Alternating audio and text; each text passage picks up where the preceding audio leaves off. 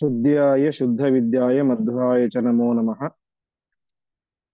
नारायणाय परिपूर्णगुणार्णवाय विश्वोदय स्थितिलयो नीतिप्रदाय ज्ञानप्रदाय विबुधासुरसौख्यदुःख सत्कारणाय वितताय नमो नमस्ते। ಶ್ರೀಗುರುಭ್ಯೋ ನಮಃ. ಹರಿ ಓಂ. ಹಿಂದಿನ ಪಾಠದಲ್ಲಿ ನಾವು ನೋಡಿದಂತೆ ಆ ಶಂತನು ಮತ್ತು ಗಂಗಾದೇವಿಯರ ದಾಂಪತ್ಯದ ಫಲವಾಗಿ 7 ಜನ ಮಕ್ಕಳು ಹುಟ್ಟಿದರು. ಆ 7 ಜನ ಮಕ್ಕಳನ್ನ ಯಥಾವತ್ತಾಗಿ ಗಂಗೆ ತನ್ನದೇ ನೀರಿನಲ್ಲಿ ಹೋಗಿ ಹಾಕಿ ಕೊಂದಳು. 8ನೇ ಮಗುವನ್ನು ಕೂಡ ಕೊಲ್ಲಲಿಕ್ಕೆ ಅಂತ ಹೋದಾಗ ಶಂತನು ತಾನು ಹೋಗಿ, ನೀನು ಯಾರು, ಯಾದಕ್ಕೋಸ್ಕರ ಮಾಡ್ತಾ ಇದ್ದೀಯಂತೆಲ್ಲ ಕಾರಣಗಳನ್ನು ಕೇಳಿದ. ಅರ್ಥಾತ್ ಗಂಗಾದೇವಿ ಮದುವೆಗೆ ಮುಂಚೆ ಹಾಕಿದಂತಹ ಕಂಡೀಷನ್ಗಳನ್ನ ಬ್ರೇಕ್ ಮಾಡಿದ. ಅದರಿಂದ ಏನಾಯಿತು, ಗಂಗೆ ತಾನು ಹೊರಟು ಹೋದಳು. ಹೋಗಬೇಕಾದ್ರೆ ಒಬ್ಬಳೇ ಹೋಗಲಿಲ್ಲ, ತನ್ನ ಮಗುವಾದಂತಹ ದೇವವ್ರತನನ್ನು ಕೂಡ ತನ್ನ ಜೊತೆಗೆ ಕರೆದುಕೊಂಡು ಹೋದಳು. ಕರೆದುಕೊಂಡು ಹೋಗಿ ವಿಶೇಷವಾಗಿ ಪ್ರಾರಂಭದಲ್ಲಿ ಬೃಹಸ್ಪತ್ಯಾಚಾರ್ಯರು, ದೇವತೆಗಳ ಗುರುಗಳು, ಅವರ ಹತ್ತಿರ 50 ವರ್ಷಗಳ ಕಾಲ ಸಮಗ್ರವಾದಂತಹ ವೇದಗಳ ಅಧ್ಯಯನವನ್ನು ಮಾಡಿಸ್ತಾಳೆ. ಅದಾದ ಮೇಲೆ ನೇರವಾಗಿ ಸಾಕ್ಷಾತ್ ಪರಮಾತ್ಮ, ಪರಶುರಾಮ ರೂಪಿಯಾದ ಪರಮಾತ್ಮನ ಹತ್ತಿರ 50 ವರ್ಷಗಳ ಕಾಲ ತತ್ವಶಾಸ್ತ್ರಗಳ ಶ್ರವಣ. ತತ್ವ ಅಂತ ಹೇಳಿದ್ರೆ ತಿಳಿಯಬೇಕಾದದ್ದು ಅಂತ ಅರ್ಥಾತ್ ಅನೇಕ ವೇದಾಂತ ಗ್ರಂಥಗಳ ಶ್ರವಣ ಅಲ್ಲಿ ಪರಶುರಾಮ ದೇವರ ಹತ್ತಿರ ಆಗುತ್ತೆ. ಮತ್ತೆ ಪುನಃ 25 ವರ್ಷಗಳ ಕಾಲ ಅದೇ ಪರಶುರಾಮ ದೇವರ ಹತ್ತಿರ ಅಸ್ತ್ರಗಳ ಅಭ್ಯಾಸ. ಅಷ್ಟೆಲ್ಲವನ್ನು ಅರ್ಥಾತ್ 125 ವರ್ಷಗಳ ಕಾಲ ಅಧ್ಯಯನವನ್ನ, ಶಸ್ತ್ರ ಮತ್ತು ಶಾಸ್ತ್ರ ಎರಡರ ಅಧ್ಯಯನವನ್ನು ಕೂಡ ಮಾಡಿಕೊಂಡು ಸಿದ್ಧನಾದ ದೇವವ್ರತ. ಆವಾಗ ಈ ದೇವವ್ರತನನ್ನ ಅವನ ತಂದೆಗೆ ಅರ್ಥಾತ್ ಶಂತನುವಿಗೆ ಒಪ್ಪಿಸಬೇಕು ಅಂತ ಗಂಗೆ ಕರೆದುಕೊಂಡು ತನ್ನ ತೀರದ ಹತ್ತಿರ ಬಂದಳು ಅಂತ ಇಷ್ಟು ವಿಚಾರಗಳನ್ನ ನಾವು ಹಿಂದಿನ ಪಾಠದಲ್ಲಿ ನೋಡಿದ್ವಿ. ಇಲ್ಲಿ ಭೀಷ್ಮಾಚಾರ್ಯರು 125 ವರ್ಷಗಳ ಕಾಲ ಅಧ್ಯಯನ ಮಾಡಿದ್ರು ಅಂದ ತಕ್ಷಣ ಅವರಿಗೆ ಅಷ್ಟು ವಯಸ್ಸಾಗ್ಬಿಟ್ಟಿತ್ತು ಅಂತ ಅರ್ಥ ಅಲ್ಲ. ಅಂದ್ರೆ ನಾವು ಇವತ್ತು ನೋಡುವಂತಹ 125 ವರ್ಷದ ಹಣ್ಣು ಮುದುಕನಾಗಿದ್ದ ಅಂತ ಅರ್ಥ ಅಲ್ಲ. ಯೌವನದಲ್ಲೇ ಇದ್ದರು. ಆ ಒಂದು ಒಳ್ಳೆ ಯೌವನದಲ್ಲಿ ವಿದ್ಯಾಭ್ಯಾಸ ಮುಗಿಯಿತು. ಕೊನೆಗೆ ಅವನನ್ನ ತಂದೆಯ ಮನೆಗೆ ಬಿಡಬೇಕು ಅಂತ ತೀರ್ಮಾನ ಮಾಡಿ ಕರೆದುಕೊಂಡು ಬಂದಳು ಗಂಗಾದೇವಿ. ಮುಂದೆ 49ನೇ ಶ್ಲೋಕದಿಂದ ಪ್ರಾರಂಭ ಆಗತ್ತೆ. ಸತತ್ರ ಬದ್ಧ್ವಾ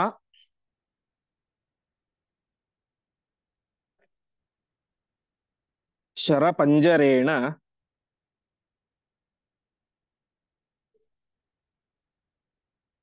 ಗಂಗಾಂ ವಿಜಹ್ರೇಸ್ಯ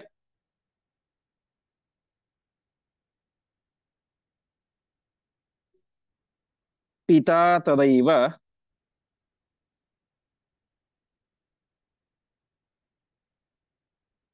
ವ್ರಜನ್ ಮೃಗಾರ್ಥಿ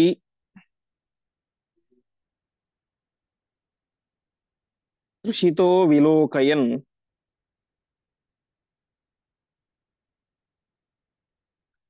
ಗಂಗಾಂ ಅತೋಯಾಂ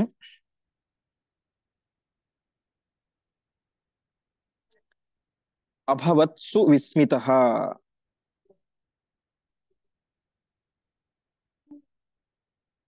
ಪದಚ್ಛೇದ. ಸಹ ತತ್ರ ಬದ್ಧ್ವಾ ಶರಪಂಜರೇಣ ಗಂಗಾಂ ವಿಜಹ್ರೆ ಅಸ್ಯ ಪಿತಾ ತದಾ ಏವ ವ್ರಜನ್ ಮೃಗಾರ್ಥಿ ತೃಷಿತಃ ಅವಲೋಕಯನ್ ಗಂಗಾಂ ಅತೋಯಾಂ ಅಭವತ್ ಸುವಿಸ್ಮಿತಃ. ದೇವವ್ರತ ಬಂದು ಹುಡುಗಾಟದ ವಯಸ್ಸು, ಅಂದ್ರೆ ಒಂದು ಒಳ್ಳೆ ತಾರುಣ್ಯದ ವಯಸ್ಸು. ಹಾಗಾಗಿ ತಾನೇನ್ ಮಾಡಿದ, ಒಳ್ಳೆ ಶಸ್ತ್ರಗಳ ಜ್ಞಾನ ಇತ್ತು ದೇವವ್ರತನಿಗೆ. ಪರಶುರಾಮ ದೇವರ ಹತ್ತಿರ 25 ವರ್ಷಗಳ ಕಾಲ ಅಸ್ತ್ರಾಧ್ಯಯನ ಮಾಡಿದ್ದ. ಅಂತಹ ದೇವವ್ರತ ಏನ್ ಮಾಡಿದ, ಗಂಗಾ ಶರಪಂಜರೇಣ ಬದ್ಧ, ನಿರಂತರವಾಗಿ ಹರಿಯುವಂತಹ ಗಂಗಾ ನದಿಗೆ ಬಾಣಗಳನ್ನ ಬಿಟ್ಟು ಬಿಟ್ಟು ಬಿಟ್ಟು ಅದರಿಂದ ಏನ್ ಮಾಡಿದ, ಗಂಗಾ ನದಿಯನ್ನೇ ಬಂಧನ ಮಾಡಿಬಿಟ್ಟ. ಅರ್ಥಾತ್ ಹೇಗೆ ಇವತ್ತು ನಾವು ಡ್ಯಾಮ್ ಅಂತ ಕಟ್ತೀವಲ್ಲ, ಆ ರೀತಿಯಾಗಿ ತಾನೂ ಕೂಡ ಬಾಣಗಳ ಒಂದು ಅಣೆಕಟ್ಟನ್ನೇ ಗಂಗಾ ನದಿ ಕಟ್ಟಿಬಿಟ್ಟ. ಯಾರು? ದೇವವ್ರತ. ಅಣೆಕಟ್ಟು ಕಟ್ಟಿದ ಸಹಜವಾಗಿ ಏನಾಗುತ್ತೆ, ನೀರು ಅಲ್ಲಿಗೆ ನಿಂತ್ಕೊಂಡು ಬಿಡುತ್ತೆ, ಮುಂದೆ ಹರಿಯೋದಿಲ್ಲ, ನಿಧಾನ ಹರಿತಾ ಕಡಿಮೆ ಹರಿತಾ ಇರುತ್ತೆ. ಹೀಗೆ ಶರಪಂಜರೇಣ ಬದ್ಧ, ಅದನ್ನ ಬಾಣಗಳಿಂದಾಗಿ ಬಂಧನ ಮಾಡಿಕೊಂಡು ಅಲ್ಲಿ ವಿಜಹ್ರೆ ಅಂತ ಹೇಳಿದ್ರೆ ಆಟ ಆಡಿದ ಅಂತ, ನೀರಿನಲ್ಲಿ ಆಟ ಆಡ್ತಾ ಇದ್ದ, ವಿಹಾರ ಮಾಡ್ತಾ ಇದ್ದ. ಆ ಸಂದರ್ಭದಲ್ಲಿ ಏನಾಗಿತ್ತು, ಈ ದೇವವ್ರತನ ತಂದೆಯಾದಂತಹ ಶಂತನು ಮೃಗಾರ್ಥಿ ವ್ರಜನ್. ಮೃಗಾರ್ಥಿ ಅಂದ್ರೆ ಮೃಗಗಳನ್ನ ಬೇಟೆಯಾಡುತ್ತಾ ತಾನು ಕಾಡಿಗೆ ಬಂದಿದ್ದ. ಕಾಡಿಗೆ ಬಂದಾಗ ಅವನಿಗೆ ತುಂಬಾ ತೃಷೆ ಆಯಿತು, ನೀರಡಿಕೆ ಆಯಿತು. ನೀರಡಿಕೆ ಆದಾಗ ಹೇಗೂ ಇಲ್ಲೇ ಗಂಗೆ ಹರಿತಾ ಇದ್ದಾಳೆ, ನೀರು ಕುಡಿಯೋಣ ಅಂತ ಗಂಗೆ ಹತ್ರ ಬರ್ತಾನೆ. ಗಂಗೆ ಹತ್ತು ಬಂದು ನೋಡಿದರೆ ಅಲ್ಲೇನಾಗಿತ್ತು, ಗಂಗಾಂ ಅತೋಯಾಮ್. ತೋಯ ಅಂದ್ರೆ ನೀರು, ಅತೋಯ ಅಂದ್ರೆ ನೀರಿಲ್ಲ. ಅರ್ಥಾತ್ ಈ ಯಾರು ದೇವವ್ರತ ಬಾಣಗಳ ಅಣೆಕಟ್ಟು ಕಟ್ಟಿದ್ರಿಂದಾಗಿ ಗಂಗೆಯಲ್ಲಿ ನೀರು ಕಡಿಮೆ ಆಗಿಬಿಟ್ಟಿತ್ತು. ಅದನ್ನು ನೋಡಿ ಅವನಿಗೆ ಸುವಿಸ್ಮಿತ ಭವತ, ಅವನಿಗೆ ಭಾರಿ ಆಶ್ಚರ್ಯ ಆಯ್ತು ಅಂತ. ಯಾಕೆಂತ ಹೇಳಿದ್ರೆ ಈ ಒಂದು ಜಗತ್ತಿನಲ್ಲಿ ಯಾವ ನದಿಯಲ್ಲಾದ್ರೂ ಕೂಡ ನೀರು ಕಡಿಮೆ ಆಗಬಹುದು, ಆದರೆ ಗಂಗೆ ಮಾತ್ರ ಯಾವಾಗಲೂ ಅದೇ ರೀತಿ ಇರ್ತಾಳೆ. ಮಳೆಗಾಲದಲ್ಲಿ ಸಹಜವಾಗಿ ನೀರಿದ್ದೇ ಇರುತ್ತೆ, ಬೇಸಿಗೆಯಲ್ಲಿ ಆ ಗಟ್ಟಿಯಾದಂತಹ ಹಿಮ ಕರಗಿ ಅದರಿಂದ ನೀರು ಬರ್ತಾ ಇರುತ್ತೆ. ಒಟ್ಟಿನಲ್ಲಿ ಗಂಗೆ ಯಾವಾಗಲೂ ಕೂಡ ಮೈ ತುಂಬಿ ಹರಿತಾ ಇರ್ತಾಳೆ. ಅಂತಹ ಗಂಗೆ ನೀರೇ ಕಡಿಮೆ ಆಗಿಬಿಟ್ಟಿದೆ, ಏನಿದು ಆಶ್ಚರ್ಯ ಅಂತ ಅವನಿಗೆ ಭಾರಿ ಸುವಿಸ್ಮಿತ, ಅವನಿಗೆ ವಿಸ್ಮಯ ಆಯಿತು ಅಂತ ತಿಳಿಸ್ತಾ ಇದ್ದಾರೆ. ಆ ವಿಸ್ಮಯಕ್ಕೆ ಕಾರಣ ಏನು ಅಂತಂದ್ರೆ, ಅವನದ್ದೇ ಮಗನಾದಂತಹ ಯಾವ ದೇವವ್ರತ ತನ್ನ ಅದ್ಭುತವಾದಂತಹ ಪ್ರತಿಭೆಯಿಂದಾಗಿ ಗಂಗಾ ನದಿಗೇನೆ ಬಾಣಗಳ ಅಣೆಕಟ್ಟನ್ನ ಕಟ್ಟಿಬಿಟ್ಟಿದ್ದ.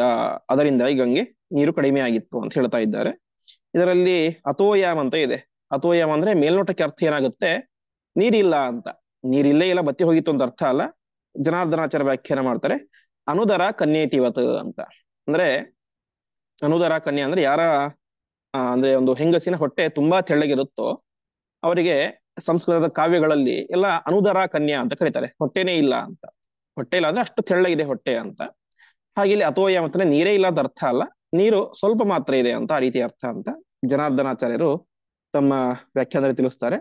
ಅದೇ ರೀತಿ ಮಹಾಭಾರತದ ವಾಕ್ಯವನ್ನು ಕೂಡ ಕೂಡ ಅವರು ತಮ್ಮ ವ್ಯಾಖ್ಯಾನದಲ್ಲಿ ಹೇಳ್ತಾರೆ. ಭಾಗೀರಥೀಂ ಅಲ್ಪಜಲಾಂ ಶಂತನುಹು ದುಷ್ಟವಾನ್ ನೃಪಃ ಅಂತ ಆದಿಪರ್ವದ ಮಾತು. ಅಲ್ಲಿ ಸ್ಪಷ್ಟವಾಗಿ ವೇದವ್ಯಾಸರು ಹೇಳ್ತಾರೆ, ಅಲ್ಪಜಲಾಂ, ಕಡಿಮೆ ನೀರಿತ್ತು ಅಂತ.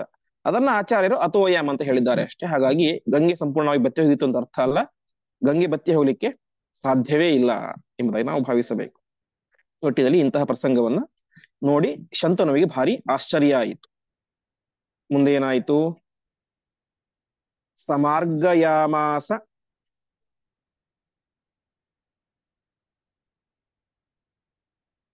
ತತೋಸ್ಯ ಹೇತು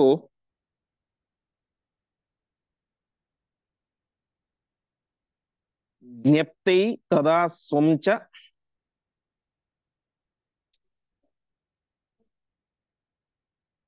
ದದರ್ಶ್ಯ ಸೂನುಂ.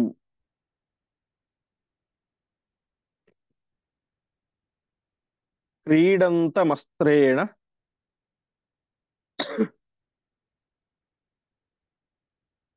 ಬಭೂವ ಸೋಪಿ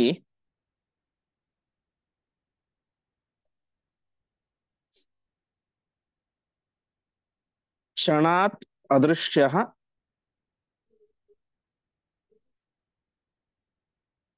ಪಿತೃದರ್ಶನಾದನು.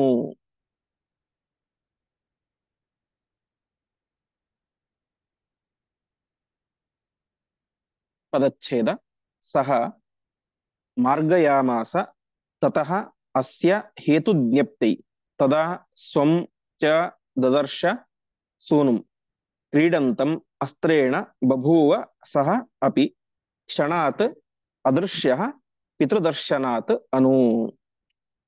ಅವನಿಗೆ ಆಶ್ಚರ್ಯ ಆಯಿತು ಶಂತನುವಿಗೆ. ಹೇತುಜ್ಞಪ್ತೈ, ಹೇತು ಅಂದ್ರೆ ಕಾರಣ, ಇದಕ್ಕೇನು ಕಾರಣ, ಗಂಗೆ ಈ ರೀತಿ ಆಗ್ಲಿಕ್ಕೆ ಏನ್ ಕಾರಣ ಅಂತ ಅವನು ತಿಳಿಬೇಕು ಅಂತ ಅವನಿಗೆ ಆಶ್ಚರ್ಯ, ಇದಕ್ಕೆ ಒಂದು ರೀತಿ ಕುತೂಹಲ ಉಂಟಾಯಿತು. ತಕ್ಷಣ ಅವನೇನ್ ಮಾಡಿದ, ಮಾರ್ಗಯಾಮಾಸ ಹುಡುಕಿದ ಅಂತ, ಇದಕ್ಕೇನ್ ಕಾರಣ, ಯಾಕೆ ಈ ರೀತಿ ಆಯ್ತು ಅಂತ ಹುಡುಕ್ಲಿಕ್ಕೆ ಶುರು ಮಾಡ್ತಾನೆ. ಆವಾಗ ಅಲ್ಲಿ ನೋಡ್ತಾನೆ, ಕ್ರೀಡಂತ ಮಸ್ತ್ರೇಣ, ಅಸ್ತ್ರಗಳಿಂದಾಗಿ ಆಟ ಆಡ್ತಾ ಇದ್ದ ಯಾರು, ದೇವವ್ರತ, ಯುದ್ಧಕ್ಕೆ ಅಂತ ಕೊಟ್ಟಂತಹ ಅಸ್ತ್ರಗಳು, ಅದರಿಂದಾಗಿ ಸಹಜವಾಗಿ ಆಟ ಆಡ್ತಾ ಇದ್ದ ಅಂತಹ ಸ್ವಂ ಸೂನುಂ ದದರ್ಶ, ತನ್ನ ಸೂನುವನ್ನ, ಮಗನನ್ನ ನೋಡಿದ. ಅಸ್ತ್ರಗಳೊಂದಿಗೆ ಆಟ ಆಡ್ತಾ ಇದ್ದಂತಹ ತನ್ನದೇ ಮಗನನ್ನ ನೋಡಿದ ತಕ್ಷಣ ಏನಾಯಿತು, ಸಹ ಅಪಿ ಪಿತೃದರ್ಶನಾತನು, ಪಿತೃದರ್ಶನ, ತಂದೆ ನೋಡಿದ ಕೂಡಲೇ ಅವನೇನಾದ ಅದರ್ಶನಾಗಿ ಬಿಟ್ಟ. ಅಂದ್ರೆ ವಾಸ್ತವಿಕವಾಗಿ ಇಲ್ಲಿ ಇವನಿಗೇನು ಗೊತ್ತಿಲ್ಲ, ಯಾರಿಗೆ, ಶಂತನುವಿಗೆ ಇವನು ತನ್ನ ಮಗ ಅಂತ ಗೊತ್ತಿಲ್ಲ. ಅವನು ಬಂದು ನೋಡಿದ, ಆಶ್ಚರ್ಯ ಆಯ್ತು ಅವನಿಗೆ, ಇಂತಹ ಸಣ್ಣ ವಯಸ್ಸಿನಲ್ಲಿ ಏನೇ ಈ ರೀತಿಯಾಗಿ ಅದ್ಭುತವಾದಂತಹ ಅಸ್ತ್ರ ಸಾಮರ್ಥ್ಯ ಇದೆಯಲ್ಲ ಅಂತ. ತಕ್ಷಣ ಏನಾದ, ಯಾವ ದೇವವ್ರತ ಅದರ್ಶನಾಗಿ ಬಿಟ್ಟ. ಯಾಕೆ ಅದರ್ಶನಾದ ಅಂತ ವಾದಿರಾಜರ ವ್ಯಾಖ್ಯಾನದಲ್ಲಿ ಹೇಳ್ತಾರೆ, ಪರಮೋಪಕರ್ತ್ರ್ಯ ಮಾತ್ರೈವ ಅಹಂ ಪಿತೃದೇಯ. ತಾಯಿ ನನಗೆ ಪರಮೋಪಕಾರವನ್ನು ಮಾಡಿದ್ದಾಳೆ. ಒಂದು, ತಾಯಿ ನಮಗೆ ಜನ್ಮ ಕೊಡೋದೇ ಅದು ದೊಡ್ಡ ಉಪಕಾರ, ಒಂದಾಯಿತು. ಅದರ ಜೊತೆಗೆ ಈ ಬೃಹಸ್ಪತ್ಯಾಚಾರ್ಯರ ಮೂಲಕ ಮತ್ತು ಪರಶುರಾಮ ದೇವರ ಮೂಲಕ ವಿಶಿಷ್ಟವಾದಂತಹ ವಿದ್ಯೆಯನ್ನ, ಶಸ್ತ್ರಾಸ್ತ್ರ ಎರಡನ್ನೂ ಕೂಡ ನನಗೆ ಉಪದೇಶ ಮಾಡಿಸಿ ಅನುಗ್ರಹ ಮಾಡಿದ್ದಾಳೆ. ಹಾಗಾಗಿ ಅಂತಹ ನನ್ನ ತಾಯಿಯೇನೆ ಬಂದು ನನ್ನ ತಂದೆಗೆ ಒಪ್ಪಿಸಬೇಕು ಎನ್ನುವಂತ ಒಂದು ಉದಾತ್ತವಾದಂತಹ ಉದ್ದೇಶದಿಂದಾಗಿ ಅವನು ಆ ರೀತಿ ಅದೃಶ್ಯನಾದ ಹೊರತು ಬೇರೆ ಏನೋ ಕಾರಣಗಳಲ್ಲ ಅಂತ ವ್ಯಾಧಿರಾಜರು ವ್ಯಾಖ್ಯಾನದಲ್ಲಿ ಹೇಳ್ತಾರೆ. ಒಟ್ಟಿನಲ್ಲಿ ಮಗನನ್ನು ಬಂದು ನೋಡಿದ ತಕ್ಷಣ ದೇವದತ್ತ ಅದೃಶ್ಯನಾದ ಅಂತ. ಹಾಗಾಗಿ ಅದೃಶ್ಯ ಆದ ಅಂತ ಹೇಳಿದ್ರೆ ಆ ಸಾಮರ್ಥ್ಯವು ಕೂಡ ಅವರಿಗಿತ್ತು ಅಂತ. ಅಂದ್ರೆ ಬರೀ ವೇದ, ಉಪನಿಷತ್ತು, ವೇದಾಂತಗಳು, ಅಸ್ತ್ರವಿದ್ಯೆ ಇದನ್ನು ಮಾತ್ರ ಅಧ್ಯಯನ ಮಾಡಿದ್ದಿಲ್ಲ, ಅಲೌಕಿಕವಾದಂತಹ ಶಕ್ತಿಗಳನ್ನು ಕೂಡ ಅವನು ಪರಶುರಾಮ ದೇವರ ಒಳ್ಳೆ ಅಧ್ಯಯನ ಮಾಡಿದ್ದ ಅಂತ ಗೊತ್ತಾಗುತ್ತೆ. ಹೀಗೆ ಅದೃಶ್ಯ ಆಗುವಂತ ಶಕ್ತಿಯು ಕೂಡ ಯಾರಿಗಿತ್ತು? ಭೀಷ್ಮಾಚಾರ್ಯರಿಗೆ ಇತ್ತು ಅಂತ ಹೇಳಬೇಕು. ಈ ರೀತಿ ಅದೃಶ್ಯನಾದ. ಮುಂದೆ ಏನಾಯ್ತು ಅಂತ ತಿಳಿಸ್ತಾರೆ. ಮೀಮಾಂಸಮಾನಂ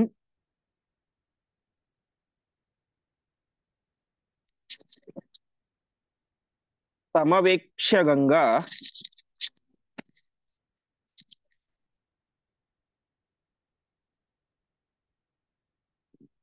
ಸುತಂ ಸಮಾದಾಯ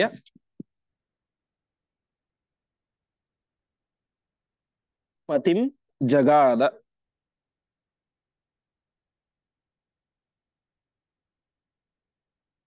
ಅಯಂ ಸುತಸ್ತೆ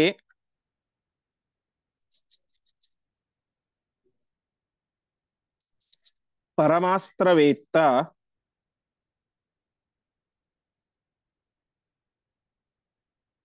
ಸಮರ್ಪಿತೋ ವೀರ್ಯ ಬಲೋಪಪನ್ನಃ.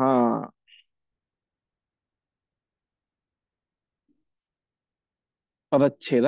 ಮೀಮಾಂಸಮಾನಂ ತಂ ಅವೇಕ್ಷ್ಯ ಗಂಗಾ ಸುತಂ ಸಮಾದಾಯ ಪತಿಂ ಜಗಾದ. ಅಯಂ ಸುತಃ ತೇ ಪರಮಾಸ್ತ್ರವೇತ್ತ ಸಮರ್ಪಿತಃ ವೀರ್ಯ ಬಲೋಪಪನ್ನಃ. ಇವನು ಇನ್ನಷ್ಟು ಚಿಂತೆ ಆಯಿತು. ಯಾರೋ ಹುಡುಗ ಒಬ್ಬ ಈ ರೀತಿ ಆಟ ಆಡ್ತಾ ಇದ್ದ, ಬಂದ ತಕ್ಷಣ ಅದರ್ಶನಾಗ್ಬಿಟ್ಟು ಏನಿದು ಅಂತ ಮೀಮಾಂಸಮಾನಂ ವಿಚಾರ ಮಾಡ್ತಾ ಇದ್ದ. ಮೀಮಾಂಸ ಅಂದ್ರೆ ವಿಚಾರ ಮಾಡೋದು, ಬ್ರಹ್ಮ ಮೀಮಾಂಸ ಅಂತ ನಾವು ಕೇಳ್ತೇವೆ. ಅಂದ್ರೆ ಬ್ರಹ್ಮನನ್ನು ವಿಚಾರ ಮಾಡುವಂತ, ತಿಳಿಯುವಂತ ಶಾಸ್ತ್ರಗಳು ಅಂತ. ಹೀಗೆ ವಿಚಾರ ಮಾಡ್ತಾ ಇದ್ದಂತಹವನನ್ನ ಗಂಗಾ ಅವೇಕ್ಷ, ಗಂಗೆ ನೋಡಿದಳು ಶಂತನುವನ್ನು ನೋಡಿ ತಕ್ಷಣದಲ್ಲಿಯೇನೆ ಸುತಂ ಸಮಾದಾಯ, ತನ್ನ ಮಗನಾದಂತಹ ದೇವವರ್ತನನ್ನು ಕರೆದುಕೊಂಡು ಪತಿಂ ಜಗಾದ, ತನ್ನ ಗಂಡನಾದಂತಹ ಶಂತನುವಿಗೆ ಜಗಾದ ಅಂದ್ರೆ ಹೇಳಿದಳು. ಏನಂತ ಹೇಳಿದಳು? ಅಯಂ ತೇ ಸುತಃ, ಇವನು ನಿನ್ನ ಮಗ. ಅಷ್ಟು ಮಾತ್ರ ಅಲ್ಲ, ಪರಮಾಸ್ತ್ರವೇತ್ತ, ಭಾರೀ ಅಸ್ತ್ರ ಶಸ್ತ್ರಗಳ ಜ್ಞಾನ ಇರುವಂತವನು. ಇವನಿಗೆ ಸಮಾನವಾದಂತಹ ಇನ್ನೊಬ್ಬ ಅಸ್ತ್ರದ್ದೇ ಜಗತ್ತಿನಲ್ಲಿಲ್ಲ, ಅಂತಹ ಮಹಾ ದೊಡ್ಡ ಅಸ್ತ್ರಶಾಲಿ ಇವನು. ಅಷ್ಟು ಮಾತ್ರ ಅಲ್ಲ, ವೀರ್ಯ ಬಲೋಪಪನ್ನ, ಒಳ್ಳೆ ಪರಾಕ್ರಮ ವೀರ್ಯ ಇರುವಂತಹ ದೊಡ್ಡ ವ್ಯಕ್ತಿ. ಇಂತಹ ನಿನ್ನ ಮಗನನ್ನು ನಾನು ಸಿದ್ಧ ಮಾಡಿ ನಿನಗೆ ಕೊಡ್ತಾ ಇದ್ದೇನೆ. ಇವನು ಶಸ್ತ್ರಗಳಲ್ಲೂ ಪ್ರವೀಣ, ಅಸ್ತ್ರದಲ್ಲೂ ಪ್ರವೀಣ, ಶಾಸ್ತ್ರದಲ್ಲೂ ಪ್ರವೀಣ, ಅಂತಹ ದೊಡ್ಡ ಜ್ಞಾನಿ, ಅಷ್ಟೇ ದೊಡ್ಡ ಪರಾಕ್ರಮಿ. ಅಂತ ಇವನನ್ನು ನೀನು ಸಮರ್ಪಿತ, ನಾನು ನಿನಗೆ ಸಮರ್ಪಣೆ ಮಾಡ್ತಾ ಇದ್ದೇನೆ, ಕೊಡ್ತಾ ಇದ್ದೇನೆ, ಸ್ವೀಕಾರ ಮಾಡುವಂತ ಆ ಶಂತನುವಿಗೆ ಅವನ ಮಗನನ್ನ, ತಮ್ಮಿಬ್ಬರ ಮಗನನ್ನ ಗಂಗೆ ಅವನು ಹುಟ್ಟಿ 125 ವರ್ಷಗಳಾದ ಮೇಲೆ ತಂದು ಒಪ್ಪಿಸಿದಳು. ಮುಂದೆ ಅಸ್ಯಾಗ್ರಜಾಹ ಸ್ವಾಂ ಸ್ಥಿತಿಮೇವ ಯಾತಾಹ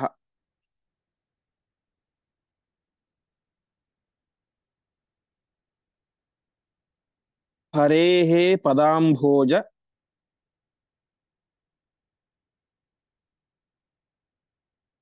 ಸುಪಾವಿತೆ ಜಲೆ.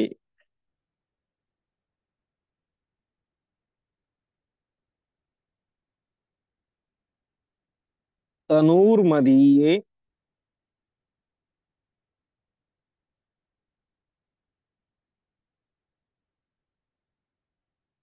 ಪ್ರಣಿಧಾಯ ತಸ್ಮಾತ್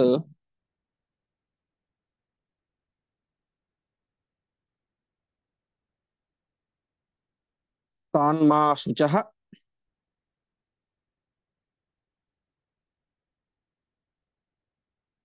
ಅನೇನ ಚ ಮೋದಮಾನಃ.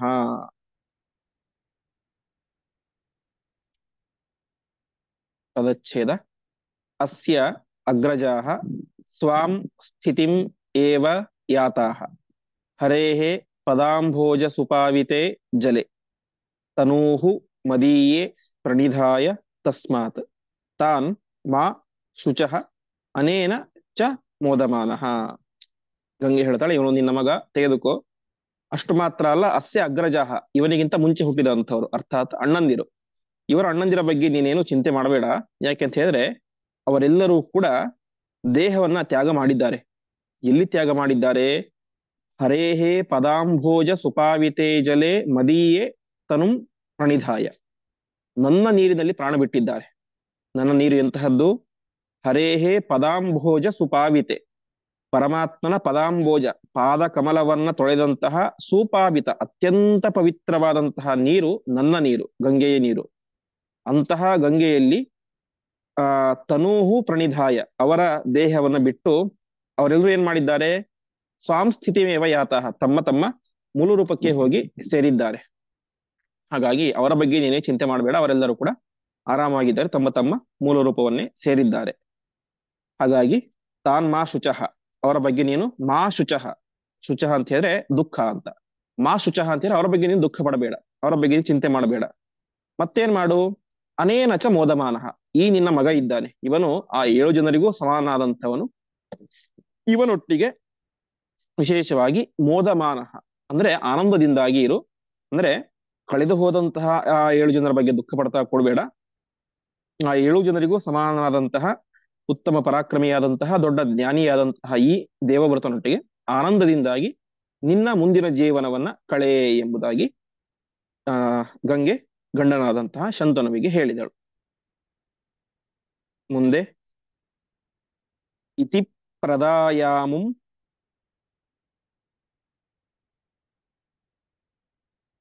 ಅದೃಶ್ಯತಾ ಮಗಾತ್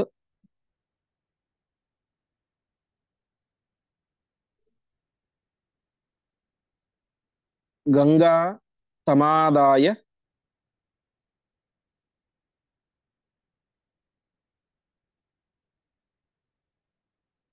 ಯಯೌ ಸ್ವಕಂ ಗೃಹಂ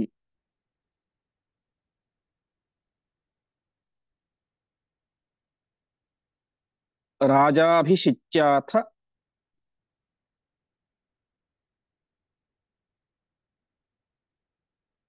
ಚ ಯೌವರಾಜ್ಯೆ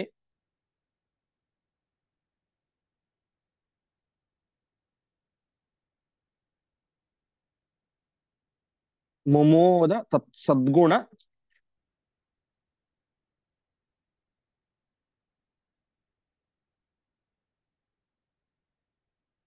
ತರ್ಪಿತೋ ಭೃಶಂ.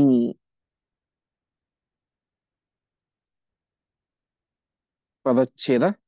ಇತಿ ಪ್ರದಾಯ ಅಮುಂ ಅದೃಶ್ಯತಾಂ ಅಗಾತ್ ಗಂಗಾ ತಂ ಆದಾಯ ಯಯೌ ಗೃಹಂ ಸ್ವಕಂ ರಾಜಾ ಅಭಿಷಿಚ್ಯ ಅಥ ಚ ಯೌವರಾಜ್ಯೆ ಮುಮೋದ ತತ್ಸದ್ಗುಣತರ್ಪಿತಃ ಭೃಶಂ. ಗಂಗೆ ಏನ್ ಮಾಡಿದಳು? ಈ ರೀತಿಯಾಗಿ ಅಮುಂ, ಮಗನನ್ನ, ಇವನನ್ನ ಅಂತ, ಅಮುಂ ಅಂದ್ರೆ ಇವನನ್ನ ಅಂತ, ಅರ್ಥಾತ್ ದೇವವ್ರತನನ್ನ ಆ ಶಂತನುವಿಗೆ ಪ್ರದಾಯ ಕೊಟ್ಟು ಅದೃಶ್ಯತಾ ಮಗಾತ್ತ, ಅದೃಶ್ಯಳಾಗಿ ಬಿಟ್ಲು. ಯಾರು? ಗಂಗೆ. ಗಂಗಾ ಅದೃಶ್ಯತಾ ಮಗತ್, ಗಂಗೆ ಅದೃಶ್ಯಳಾದಳು. ಮುಂದೆ ಇವನೇನ್ ಮಾಡಿದ? ತಮ್ಮ ಆದಾಯ, ಅವನನ್ನ ಸ್ವೀಕಾರ ಮಾಡಿ, ದೇವವ್ರತನನ್ನ ಸ್ವೀಕಾರ ಮಾಡಿ, ಸ್ವಕಂ ಗೃಹಂ ಯಯೌ, ತನ್ನ ಮನೆಗೆ ಹೋದ. ತನ್ನ ಮನೆಗೆ ಹೋದ ಮೇಲೆ ಯೌವರಾಜೇ ಅಭಿಷಿಚ್ಯ, ವಿಶೇಷವಾಗಿ ಆ ದೇವವ್ರತನಿಗೆ ಯುವರಾಜ ಪದವಿಯಲ್ಲಿ ಕೂಡಿಸಿ ಪಟ್ಟಾಭಿಷೇಕವನ್ನ ಮಾಡಿದ. ಮಾಡಿ ತದ್ಗುಣ ತರ್ಪಿತಃ, ತದ್ಗುಣ ತರ್ಪಿತಃ ಅಂತ ಹೇಳಿದ್ರೆ ಆ ಭೀಷ್ಮಾಚಾರ್ಯರು, ಅರ್ಥಾತ್ ದೇವವ್ರತ, ನಿನ್ ಭೀಷ್ಮಾಚಾರ್ಯ ಹೆಸರು ಬಂದಿಲ್ಲ, ಮುಂದೆ ಬರುತ್ತೆ ಅದು. ಪ್ರಸ್ತುತ ಅವನು ದೇವವ್ರತ. ಆ ದೇವವ್ರತ ಎಷ್ಟು ಪರಾಕ್ರಮಶಾಲಿಯಾಗಿದ್ದ, ಎಷ್ಟು ಅಸ್ತ್ರಜ್ಞನಾಗಿದ್ದನೋ, ಎಷ್ಟು ಶಾಸ್ತ್ರಜ್ಞನಾಗಿದ್ದನೋ, ಅಷ್ಟೇ ಸದ್ಗುಣಗಳಿಂದ ತುಂಬಿದ್ದ. ಭಾರಿ ಸದ್ಗುಣಶಾಲಿ. ಗಂಗೆ ಹಾಗೆ ಬೆಳೆಸಿದ್ದಳು ಅವನನ್ನ. ಹಾಗಾಗಿ ತದ್ಗುಣ ತರ್ಪಿತಃ, ತತ್ ಸದ್ಗುಣ ತರ್ಪಿತಃ, ಅವನ ಸದ್ಗುಣಗಳಿಂದಾಗಿ ತರ್ಪಿತಃ ಅಂದ್ರೆ ತೃಪ್ತಿಯಾಯಿತು ಅಂತ. ಶಂತನುವಿಗೆ ನನಗೆ ಆ 7 ಜನ ಕಳೆದು ಹೋದ್ಬಿಟ್ರು ಅಂತ ಆ ದುಃಖಕ್ಕಿಂತ ಇವನು ನನಗೆ ಸಿಕ್ಕ ಅನ್ನೋ ಸಂತೋಷ ಜಾಸ್ತಿ ಆಗಿತ್ತು.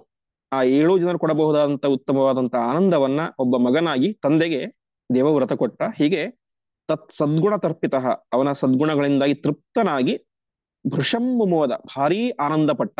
ಯಾರು? ಶಂತನು ಅಂತ. ಹೀಗೆ ಭೀಷ್ಮಾಚಾರ್ಯರು ದೇವವ್ರತ ತನ್ನ ತಂದೆಗೆ ಉತ್ತಮವಾದಂತಹ ಆನಂದವನ್ನು ನೀಡಿದ. ಯಾವುದರ ಮೂಲಕ? ತನ್ನ ಸದ್ಗುಣಗಳ ಮೂಲಕ. ಹೀಗೆ ಪುರಾಣಗಳಲ್ಲಿ ಬರುವಂತಹ ಒಂದು ಮಾತು, ಜೀವಿತೆ ವಾಕ್ಯೀಕರಣಾತ್ ಪ್ರತ್ಯಬ್ಧಂ ಭೂರಿ ಭೋಜನಾತ್ ಗಯಾಯ ಪಿಂಡದಾನಾಚ ತ್ರಿಭಿಹಿ ಪುತ್ರಸ್ಯ ಪುತ್ರತ ಅಂತ. ಒಬ್ಬ ಮಗ ನಿಜವಾಗಿಯೂ ಕೂಡ ಮಗ ಅಂತ ಕರ್ಸ್ಕೊಳ್ಳೋದು ಯಾವಾಗ ಅಂತ ಹೇಳಿದ್ರೆ, ಮೊದಲನೇ ಅಂಶ ಜೀವಿತೆ ವಾಕ್ಯೀಕರಣಾತ್, ತಂದೆ ತಾಯಿಗಳು ಬದುಕಿದ್ದಾಗ ಅವರು ಹೇಳಿದಂತೆ ನಡೆದುಕೊಳ್ಳೋದು, ಅವರಿಗೆ ಆನಂದವನ್ನು ಕೊಡುವುದೇನೆ ನಿಜವಾಗಿ ಮಗನ ಲಕ್ಷಣ. ಮುಂದೆ ಅವರು ಹೋದ ಮೇಲೆ ಪ್ರತ್ಯಬ್ಧಂ ಭೂರಿ ಭೋಜನ, ಶ್ರಾದ್ದವನ್ನು ಮಾಡೋದು. ಮುಂದೆ ಗಯಾಯ ಪಿಂಡದಾನಾಚ್ಯ ಅಂತ, ಮುಂದೆ ಒಂದು ಸಲವಾದರೂ ಕೂಡ ಗಯಾ ಕ್ಷೇತ್ರಕ್ಕೆ ಹೋಗಿ ಪಿಂಡ ಪ್ರದಾನ ಮಾಡೋದು. ಅದರಿಂದ ನಿಜವಾಗಿಯೂ ಕೂಡ ಮಗ ಅಂತ ಕರ್ಸ್ಕೊಳ್ತಾನೆ ಅಂತ ಹೇಳುತ್ತೆ. ಅದರಲ್ಲಿ ಮೊದಲ ಅಂಶ ಯಾವುದು? ಜೀವಿತೆ ವಾಕ್ಯೀಕರಣ, ಬದುಕಿದ್ದಾಗ ಅವರ ಮಾತನ್ನ ಕೇಳುವುದು ಅಂತ. ಆ ರೀತಿಯಾಗಿ ದೇವವ್ರತ ತಾನು ತನ್ನ ತಂದೆಗೆ ವಿಶಿಷ್ಟವಾದಂತಹ ಆನಂದವನ್ನ ನೀಡಿದ. ಮುಂದೆ ಪುನಸ್ಸ ಪಿತ್ರಾನುಮತಃ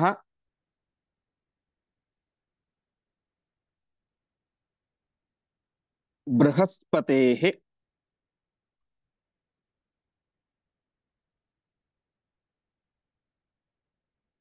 ಅವಾಪ ವೇದಾನ್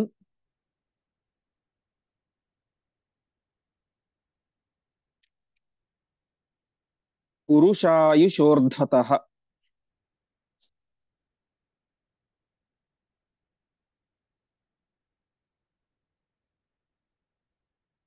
ರಾಮಾತ್ ತಥಾಸ್ತ್ರಾಣಿ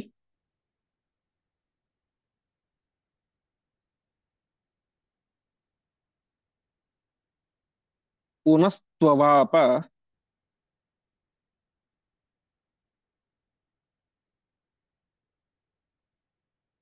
ತಾವದ್ಭಿರಬ್ಧೈಃ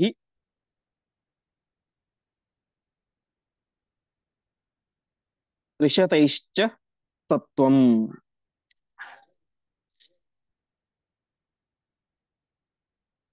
ಪದಚ್ಛೇದ. ಪುನಃ ಸಹ ಪಿತ್ರಾ ಅನುಮತಃ ಬೃಹಸ್ಪತೇಃ ಅವಾಪ ವೇದಾನ್ ಪುರುಷಾಯುಷಃ ಅರ್ಧತಃ ರಾಮಾತ್ ತಥಾ ಅಸ್ತ್ರಾಣಿ ಪುನಃ ತು ಅವಾಪ ತಾವದ್ಭಿಃ ಅಬ್ಧೈಃ ತ್ರಿಶತೈಃ ಚ ತತ್ವಂ. ಸರಿ, ಸ್ವಲ್ಪ ವರ್ಷ ಏನೋ ಯುವರಾಜನಾಗಿ ಪಟ್ಟಾಭಿಷೇಕ ಆಯಿತು, ತಾನು ರಾಜ್ಯಭಾರವನ್ನು ಕೂಡ ಮಾಡಿದ. ಮತ್ತೆ ಮುಂದೆ ಪುನಃ ತಾನೇನ್ ಮಾಡಿದ? ಪಿತ್ರಾನುಮತಃ, ಪಿತ್ರ ಅಂದ್ರೆ ತಂದೆಯಿಂದ, ತೃತೀಯ ವಿಭಕ್ತಿ, ತಂದೆಯ ಅನುಮತಿಯನ್ನು ಮತ್ತೆ ಪಡೆದು ತಾನೇ ಮಾಡಿದ ಬೃಹಸ್ಪತೇಹೇ ಅವಾಪ, ಮತ್ತೆ ಬೃಹಸ್ಪತ್ಯಾಚಾರ ಹತ್ರ ಹೋದ. ಅಲ್ಲಿ ಏನ್ ಮಾಡಿದ? ಪುರುಷಾಯುಷಃ ಅರ್ಧತಃ, ಮನುಷ್ಯರ ಆಯುಷ್ಯದ ಅರ್ಧದಷ್ಟು, ಅರ್ಥಾತ್ 50 ವರ್ಷಗಳ ಕಾಲ ತಾನೇ ಮಾಡಿದ. ಮತ್ತೆ ಪುನಃ ವೇದಗಳನ್ನ ಅಧ್ಯಯನ ಮಾಡಿದ. ಅರ್ಥಾತ್ ನಾವು ಹಿಂದೆ ನೋಡಿದ್ವಿ 46ನೇ ಶ್ಲೋಕ, ಅಲ್ಲಿ ಏನ್ ಹೇಳಿದ್ದಾರೆ? ಅಖಿಲಾಂಶ್ಚ ವೇದಾನ್, ಎಲ್ಲ ವೇದಗಳನ್ನು ಅಧ್ಯಯನ ಮಾಡಿದ ಅಂತ. ಮತ್ತೆ ಈಗ ಹೇಳ್ತಾ ಇದ್ದಾರೆ ಬೃಹಸ್ಪತಿರವಾಪ ವೇದಾನ್ ಪುರುಷಾಯುಷೋದ್ರತ, ಮತ್ತೆ ವೇದಗಳನ್ನು ಅಧ್ಯಯನ ಮಾಡಿದ ಅಂತ ಹೇಳ್ತಾ ಇದ್ದಾರೆ. ಅದರ ತಾತ್ಪರ್ಯ ಇಷ್ಟು: ವೇದಗಳ ಅಧ್ಯಯನ ಒಂದು ಸಲ ಮಾಡಿದ ತಕ್ಷಣ ಅದು ಮುಗೀತು, ಮತ್ತೆ ಪುನಃ ಅದನ್ನು ಮುಚ್ಚಿಡೋದು ಅರ್ಥ ಅಲ್ಲ. ವೇದಗಳ ಅಧ್ಯಯನ ನಿರಂತರವಾಗಿ ಇರಬೇಕು. ಹಿಂದೆ ಹೇಳಿದಂತೆ ವೇದಗಳ ಅಧ್ಯಯನ ಅಂದ್ರೆ ಕೇವಲ ಅದನ್ನ ಊರು ಹೊಡೆಯೋದು, ಬೈಪಾಟ್ ಮಾಡೋದು ಅಂತ ಅರ್ಥ ಅಲ್ಲ. ಅದರ ಅಂಗಶಾಸ್ತ್ರಗಳನ್ನ, ಶಿಕ್ಷಾ, ವ್ಯಾಕರಣ, ಛಂದಸ್ಸುಗಳನ್ನ ಅಧ್ಯಯನ ಮಾಡಿ ಅದರ ಮೂಲಕ ವೇದದ ಅರ್ಥವನ್ನು ತಿಳಿಯೋದು ಪ್ರಧಾನವಾದಂತಹ ವೇದಗಳ ಅಧ್ಯಯನದ ಉದ್ದೇಶ.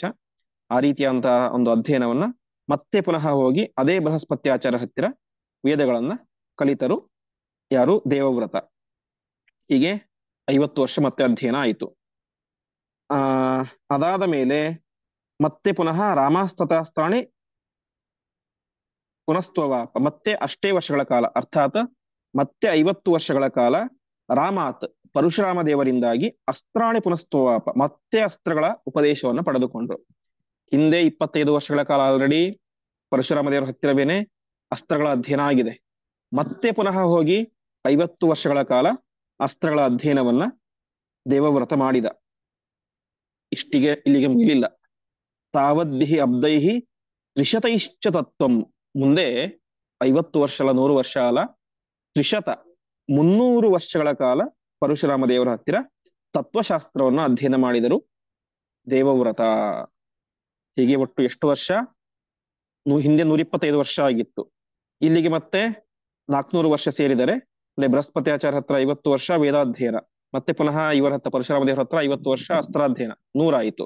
ಮತ್ತೆ ಪುನಃ 300, 400 ಪ್ಲಸ್ 125, 525 ವರ್ಷಗಳ ಕಾಲ ದೀರ್ಘವಾದಂತ ಅಧ್ಯಯನ ಮಾಡಿದಂಥವರು ಭೀಷ್ಮಾಚಾರ್ಯರು. 300 ವರ್ಷಗಳ ಕಾಲ ಅಧ್ಯಯನ ಅಂತ ಹೇಳಿ ಅದನ್ನ ನಾವು ಇವತ್ತಿನ ಕಾಲದಲ್ಲಿ ಊಹೆ ಮಾಡ್ಲಿಕ್ಕೂ ಸಾಧ್ಯ ಇಲ್ಲ. ಬರೀ ಇವತ್ತಿನ ಕಾಲ ಅಂತಲ್ಲ, ಹಿಂದಿನ ಕಾಲದಲ್ಲಿಯೂ ಕೂಡ, ಅಂದ್ರೆ ಹಿಂದಿನ ಯುಗಗಳಲ್ಲಿಯೂ ಕೂಡ ಭೀಷ್ಮಾಚಾರ್ಯರಷ್ಟು ದೀರ್ಘವಾದಂತ ಅಧ್ಯಯನ ಮಾಡಿದಂತ ಇನ್ನೊಬ್ಬ ವ್ಯಕ್ತಿ ಇರಲಿಲ್ಲ. ಹೀಗೆ ತಮ್ಮ ಜೀವನದ ಸುಮಾರು 70-75% ಆಯಸ್ಸನ್ನ ಕೇವಲ ಅಧ್ಯಯನಕ್ಕೋಸ್ಕರ ಅಂತಾನೇನೆ ಮೀಸಲಿಟ್ಟಂತಹ ಬಹಳ ದೊಡ್ಡ ಜ್ಞಾನಿ ಅದು ಭೀಷ್ಮಾಚಾರ್ಯರು. ಹಾಗಾಗಿ ಕೃಷ್ಣ ಮುಂದೆ ಧರ್ಮರಾಜನಿಗೆ ಉಪದೇಶ ಕೊಡಿಸ್ತಾನೆ. ಉಪದೇಶ ತಾನೇ ಕೊಡ್ಬೋದಾಗಿತ್ತು, ಅಥವಾ ಇನ್ನೂ ದೊಡ್ಡ ದೊಡ್ಡ ಜ್ಞಾನಿಗಳೆಲ್ಲ ಇದ್ರು, ವಿದುರ ಮುಂತಾದಂಥವ್ರು. ಆದರೆ ಉಪದೇಶ ಕೊಡಿಸಿದ್ದು ಯಾರ ಹತ್ತಿರ? ಭೀಷ್ಮಾಚಾರ್ಯರ ಹತ್ತಿರ. ಅವರ ಮೈಯಲ್ಲಿ ಏನೋ ಶಕ್ತಿ ಇಲ್ಲದೆ ಹೋದ್ರು ಕೂಡ ನೀನು ಉಪದೇಶ ಮಾಡು, ನಾನು ಇರ್ತೇನೆ ಅಂತ ಅವರೊಳಗಡೆ ನಿಂತುಕೊಂಡು ಪ್ರಧಾನ ಉಪದೇಶವನ್ನು ಮಾಡಿದಂಥವನು ಪರಮಾತ್ಮನೇ. ಆದರೆ ಅವರ ಒಳಗಡೆ ಹೋಗಿ ಕೂಡ್ಲಿಕ್ಕೆ ಕಾರಣ ಅವರಿಗೊಂದು ಮಹತ್ವ ಇದೆ, ಅವರಿಗೊಂದು ಮಹತ್ವ ಇದೆ, ಮತ್ತು ಮುಂದೆ ಇನ್ನಷ್ಟು ಮಹತ್ವ ಬರಬೇಕು ಇಡೀ ಜಗತ್ತಿಗೇನೆ.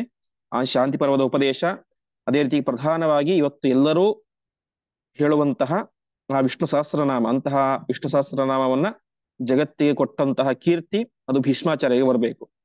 ಹಾಗಾಗಿ ಅವರೊಳಗಡೆ ನಿಂತುಕೊಂಡು ಪರಮಾತ್ಮ ಜಗತ್ತಿಗೆ ಉಪದೇಶವನ್ನು ಮಾಡಿದ. ಹಾಗೆ ಉಪದೇಶ ಮಾಡಲಿಕ್ಕೆ ಕಾರಣ ಅವರಿಗಿದ್ದಂತಹ ಒಂದು ಮಹತ್ವ, ಅವರಲ್ಲಿ ಇದ್ದಂತಹ ವಿದ್ಯೆ, ಘನತೆ, ಅವರನ್ನು ಕಂಡರೆ ಜಗತ್ತು ಕೊಡ್ತಾ ಇದ್ದಂತ ಒಂದು ಮರ್ಯಾದೆ. ಇಷ್ಟೆಲ್ಲ ಮರ್ಯಾದೆ ಬರ್ಲಿಕ್ಕೆ ಕಾರಣ ಅವರು ಅಧ್ಯಯನ ಮಾಡಿದಂತಹ ಒಂದು 525 ವರ್ಷಗಳ ಕಾಲ ಅಧ್ಯಯನ. ಹಾಗಾಗಿ ಭೀಷ್ಮಾಚಾರ್ಯರ ಎಲ್ಲ ಮಹತ್ವಕ್ಕೆ ಒಂದು ಕಾರಣ ಅಂತ ಹೇಳಿದ್ರೆ ಅವರು ಮಾಡಿದಂತಹ ಈ ಒಂದು ಅಧ್ಯಯನ. ಹೀಗೆ ಒಟ್ಟಿನಲ್ಲಿ ಭೀಷ್ಮಾಚಾರ್ಯರು 525 ವರ್ಷಗಳ ಕಾಲ ದೀರ್ಘವಾದಂತಹ ಅಧ್ಯಯನವನ್ನ ತಮ್ಮ ಜೀವನದಲ್ಲಿ ಮಾಡಿದರು. ಮುಂದೆ ಸಸರ್ವವಿತ್ವಂ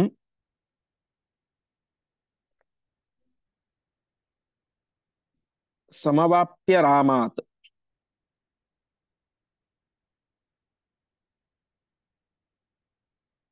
ಸಮಸ್ತ ವಿದ್ಯಾಧಿಪತೇಃ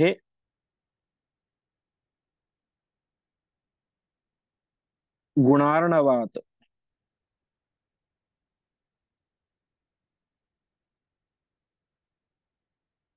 ಪಿತುಃ ಸಮೀಪಂ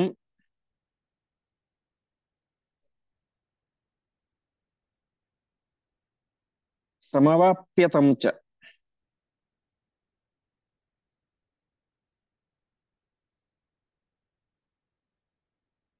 ಶುಶ್ರೂಷಮಾಣಃ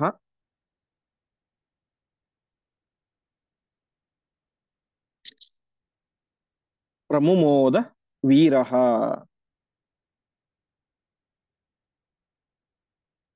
ಪದಚ್ಛೇದ ಸಹ ಸರ್ವವಿತ್ವಂ ಸಮವಾಪ್ಯ ರಾಮಾತ್ ಸಮಸ್ತ ವಿದ್ಯಾಧಿಪತೇಃ ಗುಣಾರ್ಣವಾತ್ ಪಿತುಃ ಸಮೀಪಂ ಸಮವಾಪ್ಯ ತಂ ಚ ಶುಶ್ರೂಷಮಾಣಃ ಪ್ರಮುಮೋದ ವೀರಃ. ಹೀಗೆ ವೀರಃ ಮಹಾಪರಾಕ್ರಮಿಯಾದಂತಹ ದೇವವ್ರತ ಸಮಸ್ತ ವಿದ್ಯಾಧಿಪತೇಃ ಗುಣಾರ್ಣವಾತ್, ಸಮಸ್ತ ವಿದ್ಯೆಗಳಿಗೆ ಒಡೆಯ ಯಾರು? ಅದು ಪರಮಾತ್ಮ. ಅಂತಹ ಪರಮಾತ್ಮನ ರೂಪ ಪರಶುರಾಮ ರೂಪ. ಉಪನಿಷತ್ತು ಒಂದು ಮಾತು ಬರುತ್ತೆ, ಈಶಾವಾಸ್ಯೋಪನಿಷತ್ತಿನ ಒಂದು ಇದು ಪ್ರಾರಂಭದ ಮಂಗಳಾಚರಣೆ ಶಾಂತಿ ಮಂತ್ರ, ಪೂರ್ಣಮದಃ ಪೂರ್ಣಮಿದಂ ಪೂರ್ಣಾತ್ ಪೂರ್ಣಮುದಚ್ಯತೆ ಪೂರ್ಣಸ್ಯ ಪೂರ್ಣಮಾದಾಯ ಪೂರ್ಣಮೇವ ಅವಶಿಷ್ಯತೆ ಅಂತ. ಪರಮಾತ್ಮನ ಮೂಲ ರೂಪ ಅದು ಪೂರ್ಣ. ಒಂದ್ಯಾವುದೋ ಅವತಾರ ಆಯಿತು, ಆ ಅವತಾರ ರೂಪವು ಕೂಡ ಪೂರ್ಣವಾಗಿರುತ್ತೆ. ಹೀಗೆ ಪರಮಾತ್ಮನ ಪ್ರತಿಯೊಂದು ರೂಪಗಳು ಕೂಡ ಪೂರ್ಣ ಅಂತ ತಿಳಿಸುವಂತ ಒಂದು ವಿಶಿಷ್ಟವಾದ ವೇದ ಮಂತ್ರ. ಅದನ್ನ ನೋಡಿದಾಗ ಗೊತ್ತಾಗುತ್ತೆ ನಮಗೆ ಎಲ್ಲ ರೂಪಗಳು ಕೂಡ ಪೂರ್ಣ ಅಂತ. ಅರ್ಥಾತ್ ಪರಶುರಾಮ ರೂಪ ಇದೆ ಇವತ್ತು. ಪರಶುರಾಮ ರೂಪ ಜಗತ್ತಿನ ಕಣ್ಣಿಗೆ ಕಾಣಿಸೋದು ಯಾವ ರೀತಿಯಲ್ಲಿ? ಪರಾಕ್ರಮಶಾಲಿಯಾದಂತಹ ರೂಪ. 21 ಸಲ ಸಮಗ್ರ ಭೂಪ್ರದಕ್ಷಿಣೆಯನ್ನ ಮಾಡಿ ಸಮಸ್ತ ದುಷ್ಟಕ್ಷತ್ರಿಯರನ್ನು ಕೂಡ ನಾಶ ಮಾಡಿದಂತಹ ಪರಮಾತ್ಮನ ಒಂದು ಬಲರೂಪ ಅಂತ ಅನ್ಸುತ್ತೆ. ಹಾಗಂದ ತಕ್ಷಣ ಆ ಪರಶುರಾಮ ದೇವರಿಗೆ ಅಷ್ಟೊಂದು ಜ್ಞಾನ ಇರಲಿಲ್ಲ, ಹಾಗೆ ಹೀಗೆ, ಯಾಕಂದ್ರೆ ಜ್ಞಾನ ಅಲ್ಲಿ ತೋರಿಸ್ಲಿಲ್ಲ ನಮಗೆ.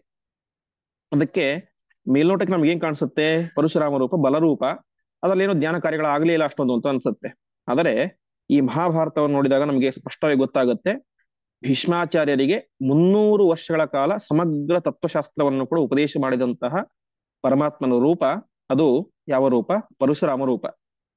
ಹಾಗಾಗಿ ಪರಮಾತ್ಮನ ಎಲ್ಲ ಅವತಾರಗಳು ಕೂಡ ಪರಿಪೂರ್ಣವಾದದ್ದೇ. ಉಪನಿಷತ್ತು ಹೇಳುವಂತೆ ಅದರಲ್ಲಿ ಜ್ಞಾನವೂ ಇರುತ್ತೆ, ಬಲವೂ ಇರುತ್ತೆ, ಎಲ್ಲವೂ ತುಂಬಿರುತ್ತೆ. ಯಾವುದನ್ನ ಜಗತ್ತಿಗೆ ತೋರಿಸಬೇಕೋ, ಯಾವ ಸಂದರ್ಭಕ್ಕೆ ಅನುಗುಣವಾಗಿ ತೋರಿಸಬೇಕು, ಅದನ್ನು ಮಾತ್ರ ಪರಮಾತ್ಮ ತೋರಿಸ್ತಾನೆ ಅಷ್ಟೇ. ಹಾಗಾಗಿ ಅದು ವೇದವ್ಯಾಸ ರೂಪವೇ ಆಗಲಿ, ಪರಶುರಾಮ ರೂಪಕ್ಕೆ ಎಷ್ಟು ಪರಾಕ್ರಮ ಇತ್ತು ಅಷ್ಟು ಪರಾಕ್ರಮ ವೇದವ್ಯಾಸ ರೂಪಕ್ಕೂ ಇದೆ.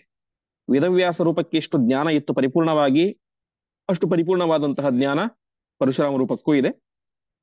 ಅದು ನಮಗೆ ಈ ಒಂದು ಸಂದರ್ಭದಿಂದಾಗಿ ಗೊತ್ತಾಗುತ್ತೆ. ಹೀಗೆ ಸಮಸ್ತ ವಿದ್ಯಾಧಿಪತೇ ಗುಣಾರ್ಣವಾದ, ಸಮಸ್ತ ವಿದ್ಯೆಗಳಿಗೆ ಒಡೆಯ ಅದು ಪರಮಾತ್ಮ, ಪರಶುರಾಮ ರೂಪಿಯ ಅಂತ ಪರಮಾತ್ಮ. ಅದೇ ರೀತಿಯಾಗಿ ಗುಣ ಸಮುದ್ರ, ಗುಣಾರ್ಣವ, ಗುಣಗಳ ಗಣಿಯಾದಂತಹ ಆ ಪರಶುರಾಮ ದೇವರಿಂದಾಗಿ ವಿಶಿಷ್ಟವಾಗಿ ಎಲ್ಲ ವಿದ್ಯೆಗಳನ್ನು ಕೂಡ ಅಧ್ಯಯನವನ್ನು ಮಾಡಿ ಸರ್ವವಿತ್ವಂ, ಸರ್ವವಿತ್ವ ಸರ್ವಜ್ಞ. ಸರ್ವಜ್ಞ ಅಂದ್ರೆ ಪರಶುರಾಮ ದೇವರ ಹಂತದ ಸರ್ವಜ್ಞತ್ವ ಅಲ್ಲ, ಒಟ್ಟಿನಲ್ಲಿ ಆ ಕಾಲದಲ್ಲಿ ಇದ್ದಂತಹ ಎಲ್ಲ ವಿದ್ಯೆಗಳನ್ನು ಕೂಡ, ಭೂಮಿಯ ಮೇಲೆ ಇದ್ದಂತ ಎಲ್ಲ ವಿದ್ಯೆಗಳನ್ನ, ಶಾಸ್ತ್ರಗಳನ್ನು ಕೂಡ ಅಧ್ಯಯನ ಮಾಡಿದ ಅಂತ. ಹೀಗೆ ಸರ್ವವಿತ್ವಂ ಸಮವಾಪ್ಯ, ಎಲ್ಲ ವಿದ್ಯೆಗಳನ್ನು ಕೂಡ ಅಧ್ಯಯನವನ್ನು ಮಾಡಿ ಇದಾದ ಮೇಲೆ ಮತ್ತೆ ಪುನಃ ಎಲ್ಲಿಗೆ ಬಂದ? ತಂದೆಯ ಹತ್ರ ಬಂದ. ಈಗಾಗಲೇನೆ ಒಂದು ಸಲ ತಂದೆಯ ಹತ್ರ ಬಂದಿದ್ದ, ಸ್ವಲ್ಪ ವರ್ಷಗಳ ಕಾಲ ಇದ್ದು ಮತ್ತೆ ಅಧ್ಯಯನಕ್ಕೆ ಅಂತ ಬಂದ ತಂದೆಯ ಅಪ್ಪಣೆಯಂತೆ. ಈಗ ಎಲ್ಲ ವಿದ್ಯಾಭ್ಯಾಸ ಎಲ್ಲವೂ ಕೂಡ ಮುಗಿಯಿತು.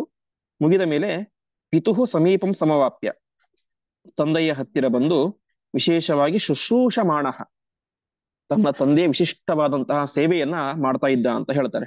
ಹೀಗೆ ದೇವವ್ರತನಿಗೆ ಅವರು ಅಧ್ಯಯನ ಮಾಡಿದಂತಹ ವಿದ್ಯೆ ಅಹಂಕಾರವನ್ನು ಕೊಡ್ಲಿಲ್ಲ, ಹೊರತು ವಿಶಿಷ್ಟವಾದ ವಿನಯವನ್ನ ಕೊಡ್ತು. ಹಾಗಾಗಿ ತನ್ನ ತಂದೆಯ ವಿಶಿಷ್ಟವಾದಂತಹ ಶುಶ್ರೂಷೆಯನ್ನ, ಸೇವೆಯನ್ನ ಮಾಡ್ತಾ ಪ್ರಮುಮೋದ ವೀರಹ, ತಾನು ಆನಂದವಾಗಿ ಇದ್ದ. ಯಾಕೆ ವಿನಯ ಕೊಡ್ತು ಅಂತ ಹೇಳಿದ್ರೆ, ಒಂದು ಉಪನಿಷತ್ತಲ್ಲಿ ಕಥೆ ಬರುತ್ತೆ, ನೀವು ಕೇಳಿರ್ತೀರಿ. ಉದ್ದಾಲಕ ಎನ್ನುವಂತಹ ಋಷಿ, ಉದ್ದಾಲಕನಿಗೆ ಶ್ವೇತಕೇತು ಮತ್ತು ನಚಿಕೇತ ಅಂತ ಇಬ್ಬರು ಮಕ್ಕಳು. ನಾವು ನಚಿಕೇತನ ಕಥೆ ಕೇಳಿರ್ತೇವೆ ಈ ಕಠೋಪನಿಷತ್ತು, ಅದರಲ್ಲೆಲ್ಲ. ಉದ್ದಾಲಕನ ಕಥೆ ಅದು ಬೇರೆ ಕಡೆ ಬರುತ್ತೆ. ಅಲ್ಲಿ ಹೇಳ್ತಾರೆ, ಈ ಉದ್ದಾಲಕನಿಗೆ ಇಬ್ಬರು ಮಕ್ಕಳು, ಶ್ವೇತಕೇತು ಮತ್ತು ನಚಿಕೇತ ಅಂತ. ಈ ಶ್ವೇತಕೇತು ಹಿರಿಯ, ಭಾರಿ ದೊಡ್ಡ ಜ್ಞಾನಿ. ಆ ಶ್ವೇತಕೇತುವನ್ನ ಗುರುಕುಲಕ್ಕೆ ಕಳಿಸಿದ ಅಂತೆ ಯಾರು? ಉದ್ದಾಲಕರು. ಗುರುಕುಲಕ್ಕೆ ಹೋಗಿ 14-15 ವರ್ಷ ಒಳ್ಳೆ ಚೆನ್ನಾಗಿ ವೇದಾಭ್ಯಾಸ, ಶಾಸ್ತ್ರಾಭ್ಯಾಸ ಎಲ್ಲವನ್ನು ಕೂಡ ಮಾಡಿದ. ಮನೆಗೆ ಬಂದ. ಮನೆಗೆ ಬಂದಂತವನಿಗೆ ಒಂದು ಸಂಶಯ ಬಂತು ಅಂತೆ, ನನಗೆ ಇಷ್ಟು ವಿದ್ಯೆ ಇದೆ, ಇಷ್ಟು ವರ್ಷಗಳ ಕಾಲ ಗುರುಕುಲದಲ್ಲಿ ಚೆನ್ನಾಗಿ ಅಧ್ಯಯನ ಮಾಡಿ ನಾನು ರ್ಯಾಂಕ್ ಸ್ಟೂಡೆಂಟ್ ಆಗಿದ್ದೇನೆ, ನಾನು ಈಗ ನನ್ನ ತಂದೆಗೆ ನಮಸ್ಕಾರ ಮಾಡ್ಬೇಕಾ ಬೇಡವಾ ಅಂತ ಡೌಟ್ ಬಂತಂತೆ. ನನ್ನ ತಂದೆ ಅಷ್ಟೇನು ದೊಡ್ಡ ಜ್ಞಾನಿ ಅಲ್ಲ, ನಾನು ದೊಡ್ಡ ಜ್ಞಾನಿ, ಹಾಗಾಗಿ ನಾನು ನನ್ನ ತಂದೆಗೆ ನಮಸ್ಕಾರ ಮಾಡಬೇಕಾ ಬೇಡವಾ ಅಂತ ಸ್ತಂಭಾಭೂತ್ವ ಅಂತ ಹೇಳ್ತಾರೆ ಉಪನಿಷತ್ತಲ್ಲಿ. ಸುಮ್ಮನೆ ನಿಂತ್ಕೊಂಡ್ಬಿಟ್ಟ ಅಂತೆ, ನಮಸ್ಕಾರ ಮಾಡೋದೇನು ಬೇಕಾಗಿಲ್ಲ ತಂದೆಗೆ, ಜನ್ಮ ಕೊಟ್ಟಿದ್ದಾನೆ ಅಷ್ಟೇ, ನನಗಿಂತ ದೊಡ್ಡ ಜ್ಞಾನಿ ಏನಲ್ಲ ಅವನು ಅಂತ. ಅವನು ಅಧ್ಯಯನ ಮಾಡಿದಂತ ವಿದ್ಯೆ ಅವನಿಗೆ ಅಹಂಕಾರವನ್ನು ಕೊಡ್ತು. ಯಾರಿಗೆ? ಶ್ವೇತಕೇತುವಿಗೆ. ಉದ್ದಾಲಕರಿಗೆ ಗೊತ್ತಾಯ್ತು, ಓಹೋ, ನನ್ನ ಮಗನಿಗೆ ಅವನು ಅಧ್ಯಯನ ಮಾಡಿದಂತಹ ವಿದ್ಯೆ ವಿನಯವನ್ನು ಕೊಡ್ಬೇಕಾಗಿತ್ತು, ಆದರೆ ಅಹಂಕಾರವನ್ನು ಕೊಟ್ಟಿದೆ ಅಂತ. ಆವಾಗ ಪ್ರಶ್ನೆ ಕೇಳ್ತಾನೆ ಅಂತೆ, ಯಾವುದನ್ನು ತಿಳಿದರೆ ಎಲ್ಲವನ್ನೂ ತಿಳಿದಂತೆ ಆಗುತ್ತೋ ಅದರ ಬಗ್ಗೆ ನನಗೆ ಗೊತ್ತಾ ಅಂತ ಕೇಳ್ತಾರೆ. ಶ್ವೇತಕೇತು ಗೊತ್ತಾಗುದಿಲ್ಲ ಆ ಪ್ರಶ್ನೆಗೆ ಉತ್ತರ. ಕೊನೆಗೆ ಅವನ ಅಹಂಕಾರ ಎಲ್ಲ ಕರಗಿ ಹೋಗುತ್ತೆ, ತಂದೆ ಉಪದೇಶ ಮಾಡ್ತಾನೆ, ಅಷ್ಟೆಲ್ಲ ಕಥೆ ಬರುತ್ತೆ. ಹಾಗಾಗಿ ವಿದ್ಯೆ ಅದು ಯಾವಾಗ ಶೋಭಿಸುತ್ತೆ ಅಂತ ಹೇಳಿದ್ರೆ ವಿನಯದಿಂದಾಗಿ. ವಿನಯಾಭರಣ ವಿದ್ಯೆ ಬಂದರೆ ಅದು ವಿನಯವನ್ನು ಇದ್ದಾಗ ನಮ್ಮನ್ನು ಅದು ಶೋಭಿಸುತ್ತೆ. ವಿದ್ಯೆ ಇದ್ದಾಗ ಅಹಂಕಾರ ಬಂದ್ಬಿಟ್ರೆ ಅದರಿಂದ ಯಾವ ಸಾಧನೆಯೂ ಆಗೋದಿಲ್ಲ, ಆ ವ್ಯಕ್ತಿ ಕೂಡ ಶೋಭಿಸೋದಿಲ್ಲ ಅಂತ. ಹಾಗೆ ಈ ಯಾವ ದೇವವ್ರತ ಎಷ್ಟು ವಿದ್ಯೆ ಇತ್ತು ಅಷ್ಟೇ ವಿನಯ ಇತ್ತು, ತಂದೆಯ ಮೇಲಂತೂ ಅಪಾರವಾದಂತಹ ಪ್ರೀತಿ ಇತ್ತು. ಅದಕ್ಕೆ ಹೇಳ್ತಾರೆ, ತಂದೆಯ ಸೇವೆಯನ್ನು ಮಾಡ್ತಾ ಅವನು ಸಂತೋಷ ಪಟ್ಟ ಅಂತ ಹೇಳ್ತಾ ಇದ್ದಾರೆ. ಏನೋ ರಾಜ್ಯಭಾರ ಮಾಡ್ತಾ ಖುಷಿ ಪಟ್ಟ, ಭಾರಿ ಬೇಕಾದಷ್ಟು ವೈಭವ ಇತ್ತು, ಕುರುಕುಲದ ದೊಡ್ಡ ರಾಜ, ತನ್ನ ತಂದೆಗೆ ಒಬ್ಬನೇ ಮಗ, ಬೇಕಷ್ಟು ಎಲ್ಲವೂ ಕೂಡ ಇತ್ತು, ಅದರಿಂದ ಸುಖಪಟ್ಟ ಅಂತ ಹೇಳಿಲ್ಲ. ಶುಶ್ರೂಷಮಾಣ ಪ್ರಮಮೋದ, ತನ್ನ ತಂದೆಯನ್ನ ವಿಶೇಷವಾಗಿ ಸೇವೆ ಮಾಡ್ತಾ ಅವನು ಆನಂದವನ್ನು ಪಟ್ಟ ಅಂತ. ಹೀಗೆ ತಾನೂ ಆನಂದ ಪಟ್ಟ ತನ್ನ ತಂದೆ ಸೇವೆಯನ್ನು ಮಾಡ್ತಾ ಅವನ ತಂದೆಗೂ ಕೂಡ ವಿಶಿಷ್ಟವಾದಂತ ಆನಂದವನ್ನ ಆ ದೇವವ್ರತ ಕೊಡ್ತಾ ಇದ್ದಾನೆ ಅಂತ ಆಚಾರ್ಯ ತಿಳಿಸ್ತಾ ಇದ್ದಾರೆ. ಹೀಗೆ ಇಲ್ಲಿಗೆ ಒಂದು ಹಂತದ ಭೀಷ್ಮಾಚಾರ್ಯರ ಚಿಂತನೆ ಮುಗಿಯುತ್ತೆ. ಮುಂದೆ ಮತ್ತೆ ಕೃಪಾಚಾರ್ಯರು, ಕೃಪಿ ಅವರ ಹುಟ್ಟಿನ ಬಗ್ಗೆ ಹೇಳ್ತಾರೆ. ದ್ರೋಣಾಚಾರ್ಯರು, ದ್ರುಪದ ಅವರೆಲ್ಲ ಕಥೆಯನ್ನು ಹೇಳ್ತಾ ಹೋಗ್ತಾರೆ. ಆ ಉಳಿದ ಚಿಂತನೆಯನ್ನು ಮತ್ತೆ ನಾಳೆ ಪಾಠದಲ್ಲಿ ನೋಡೋಣ ಎಂಬುದಾಗಿ ಹೇಳ್ತಾ ಇಂದಿನ ಪಾಠವನ್ನ ಶ್ರೀಕೃಷ್ಣಾರ್ಪಣಮಸ್ತು.